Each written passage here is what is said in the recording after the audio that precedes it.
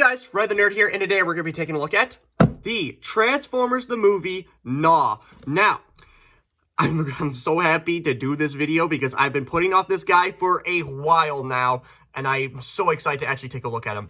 And yeah, we're back again with the Transformers reviews, and I decided to do this on today is because it's the release date for Transformers 1, and I'm actually going to go see it later tonight. So I decided to make a Transformers related video before I actually go see the movie, and then afterwards I'm probably going to make an actual dedicated video to the movie, and you know, let's see what happens. We're kind of winning it. So Gnaw, he is a Sharkticon, and this guy made his debut in the Transformers the movie. Not Gnaw the character, just the Sharkticons in general. The Sharkticons, if you don't know, was basically under control of the Quintessons, which you can see their logo there, which in the old Transformers lore was basically the creator of the Transformers. Now they kind of reworked the lore into Primus being the god of Transformers, but back then the Quintessons were the dedicated creators of the Transformers. And the Sharkticons were basically their servants, basically. They were the equivalent of the Rancor from Star Wars, where they would just throw, you know, Decepticons or whatever made that onto their planet, and they would just throw them in a pit, and the Sharkticons would just eat them up. And basically, that's their entire lore. Gnaw the character, he was sold as a original G1 toy, but he was actually a Decepticon, even though that the Sharkticons weren't, you know, part of the Decepticons. They were just kind of like their own thing. But they sold it under Gnaw to give him more of like a dedicated character instead of just a Sharkticon. And now basically every single Sharkticon toy that ever comes out has Gnaw, so that's him, even though that he doesn't really make an appearance in any of like the actual comics or, you know, the actual movie itself, but it gives him some sort of personality. So let's take a look at the box here. So you can see the nice artwork of Gnaw there, and you can even see the background of the Quintesson base there. Very awesome. On the side of the box there, you got a close-up of Gnaw. On the back of the box, you got him in his Sharkticon mode and his robot mode. And then on the side of the box, you get a nice view of Gnaw there as well. And that's pretty much it. So let's take a look at the actual figure. So here is Gnaw, and I am loving how this guy looks. He is basically a one-to-one recreation of how the Sharkticons actually looked in the movie. From the robot mode to the Sharkticon mode, they look basically identical to each other, which is fantastic. Usually they don't really, especially, you know, Hasbro, they don't really like to go with, you know, kind of accuracy for their Transformers figures.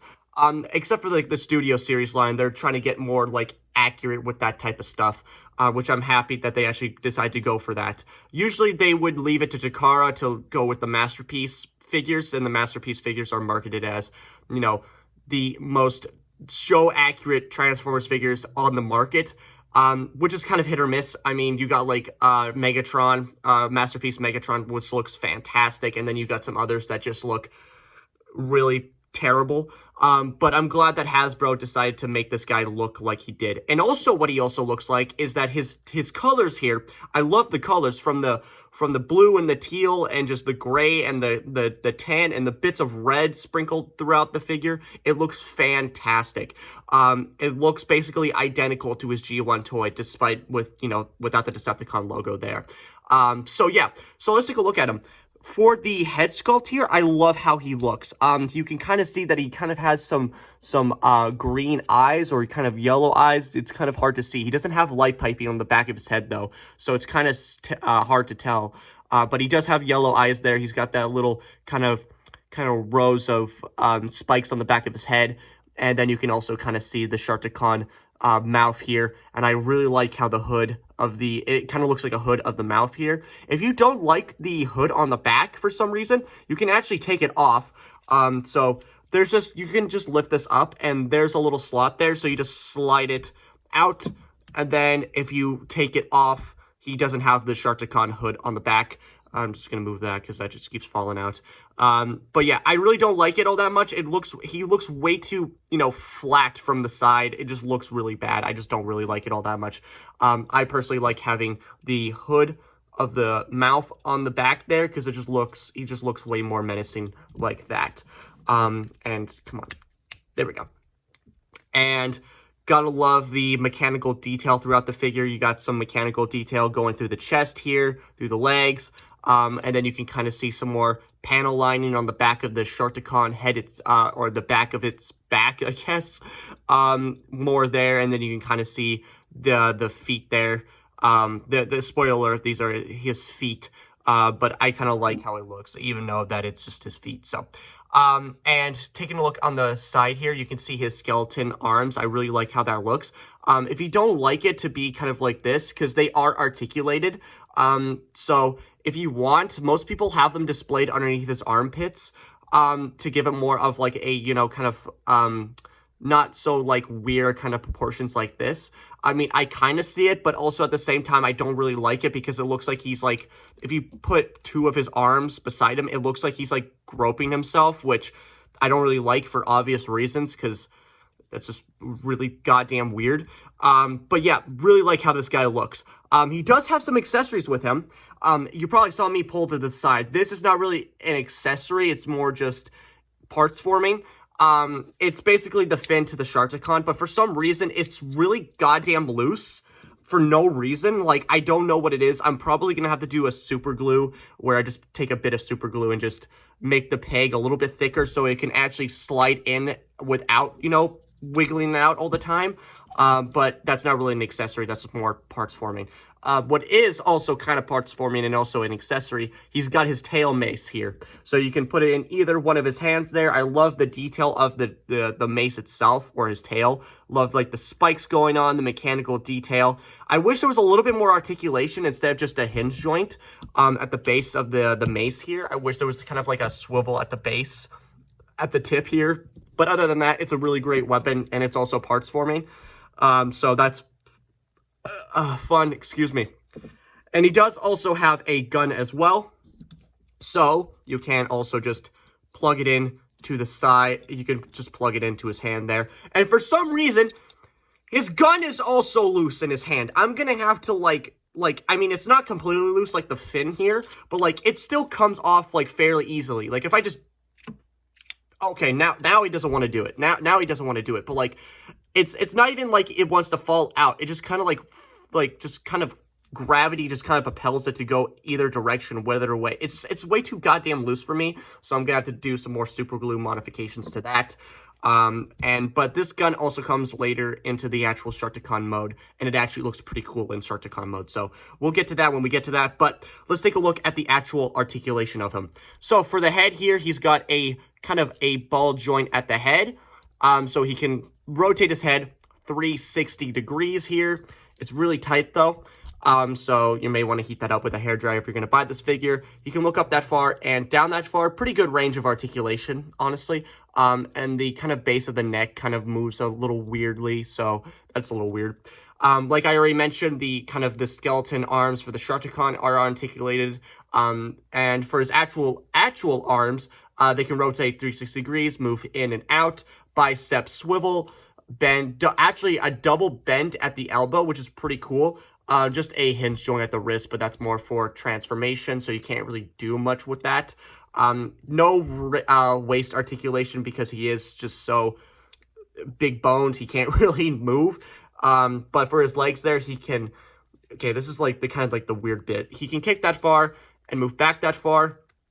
Thigh swivel, a double bend at the knee here. His ankles also, well, his whole foot actually is on a hinge joint there, but that's more for transformation. But it does work well for posing him because it looks really, really smooth when you get into that right pose. Like, just look how, like, smooth that looks instead of just having, like, an ugly gap like that with normal Transformer figures. So I'm glad that he decided to do that. He does also have a pivot, but I guess I spoke too soon with the giant gaps and everything. He does just have a giant gap in his foot there when you pivot. And then on the back here, this is also on a hinge joint, but that's more for transformation purposes. But yeah, that's pretty much it for articulation. I really like the articulation, especially with the double jointed elbows and the kind of weird articulation in the legs there. You can get really some dynamic poses with this guy, which is really, really awesome. But let's get into the actual transformation. So what you want to do is that you just want to flip down the wrists, or just the hands in general, so that they form flat on the ground. and then take back to the kind of the heel spikes or whatever, and just flip them in to that. Then what you want to do is that you want to take up the entire hood section like that. It does, these pegs here do connect there. But if you're wondering why it's so loose, it's because I just didn't plug it in because I'm lazy. But then what you want to do is that you want to rotate the entire, it's kind of hard to do. It's a little, there you go. You kind of want to rotate his entire chest piece with the kind of the head segment here. Then what you want to do is that you want to flip up the kind of back end here, and then when you want to use the articulations here. Now there is a peg there and a little hole there, and then you just want to plug that into the base of his foot there until you hear a snap, and then plug that in. Then what you want to do is that you want to flip this up, flip down his legs. And then what you want to do is that there is a little tab there and a little slot there. You kind of want to push it in so that it kind of folds in. It doesn't really like to work all that well because of how kind of weird it is. But you kind of want to just kind of force it a little bit. It's a little bit weird. Come on. Okay, there we go. Just flip up his arms there. It doesn't really like to... Why does it not want to connect now? It was literally connecting just like before I even made this goddamn video. Okay. Come on. Come on. Okay. Well, I guess we're just going to have to leave it like that. Then what you want to bring back the parts forming pieces, you want to put down his fin, and then you want to take his tail and plug it into his, anyway. So, there is Gnaw in his Sharkticon mode, and I'm loving how this guy looks. It is a very, very unique design. It's very weird to have a Transformer look like this. Usually we kind of have like cars, airplanes, just any type of vehicle, but we also have like animals like with Beast Wars and stuff like that. This guy is like a combination of a mechanical animal, basically, which is really, really cool. And it's a very, very unique design. I love how weird and creepy it is for a Transformer. And especially in the movie, like that terrified me. I hated these guys, but now I'm working up to the charm here. From the green metallic emerald eyes here, they just look fantastic. Like it just looks like an actual shark where they just have no pupils at all. It just looks fantastic. With the color scheme as well, there's a lot more gray and a lot more dark going through there, but you can still kind of see, you know, the teal and the pink and everything like that. It fits really, really well. I love how this guy looks in the Sharkticon mode. But for articulation, there's not much articulation, like I mentioned for the arms here, but I guess I can actually go in depth there.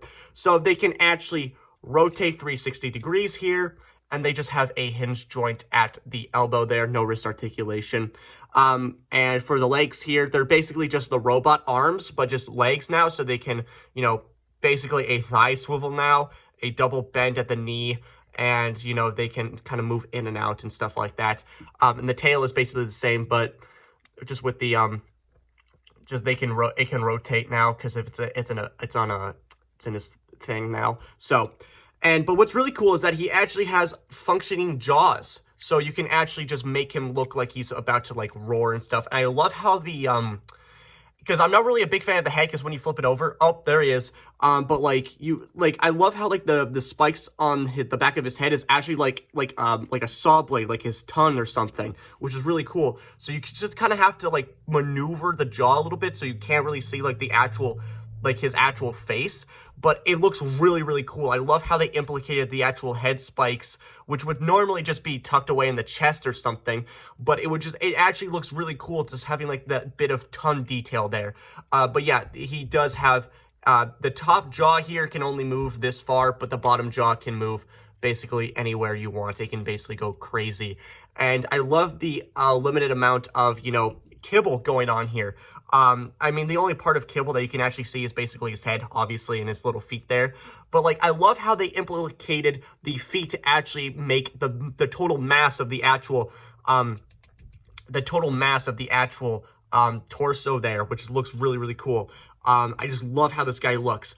And to make him even look awesome, you bring back his gun here, and there's a little, little peg there, and you can actually plug it into the side of him. So now he looks like he's about to start blasting some fools, even though that's never actually, you know, was in the movie at all. They never even had a gun. They only had their mace tails. But this just looks really cool. I love like the kind of turret going on here. Just love this.